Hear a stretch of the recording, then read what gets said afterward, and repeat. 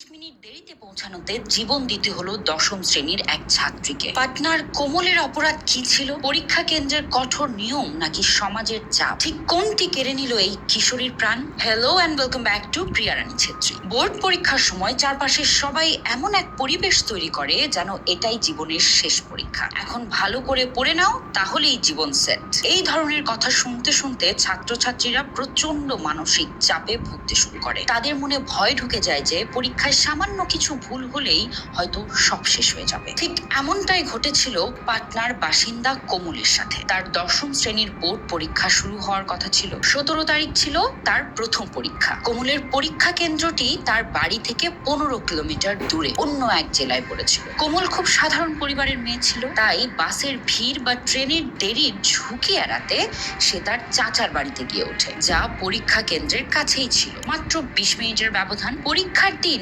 সকালে রিভিশন দিতে দিতে কোমলের একটু দেরি হয়ে যায়। সকাল 9:30 পরীক্ষা শুরু হওয়ার কথা ছিল, আর কোমল ঠিক 9:10 গেটের সামনে পৌঁছায়। অর্থাৎ পরীক্ষা শুরু হতে তখনও 20 মিনিট বাকি ছিল। কিন্তু পরীক্ষা কেন্দ্রের কর্তৃপক্ষ তাকে ভেতরে ঢুকতে বাধা দেয়। সাধারণত অনেক কেন্দ্রে পরীক্ষা শুরুর 5 থেকে 10 মিনিট পর পর্যন্ত ছাত্রদের ঢুকতে দেওয়া হয়, কিন্তু কোমলের ক্ষেত্রে নিয়ম ছিল অত্যন্ত কঠোর। কোমল দায়িত্বরত অফিসারদের হাতে পায়ে ধরে কাঁদতে থাকে। সে বারবার অনুরোধ করে বলে, স্যার, এখনো 20 মিনিট বাকি আছে, প্লিজ আমাকে ঢুকতে দিন, আমার একটা বছর নষ্ট হয়ে যাবে। কিন্তু কেউ তার কথা শোনেন, বরং মুখের ওপর গেট বন্ধ করে দেওয়া হয়। 1 ঘন্টা ধরে সে গেটের সামনে দাঁড়িয়ে কেঁদেছে, কিন্তু কারো মন গলে। পরীক্ষা দিতে না পেরে কোমল ভেঙে পড়ে। সে তার মায়ের কাছে ফিরে যাওয়ার জন্য লোকাল ট্রেনে ওঠে। ট্রেনের পুরোটা রাস্তা তার মাথায় হয়তো একটাই চিন্তা করছিল, এখন তার কি হবে? সে লোকজনকে কি মুখ দেখাবে? সবাই তাকে নিয়ে কি বা ভাববে?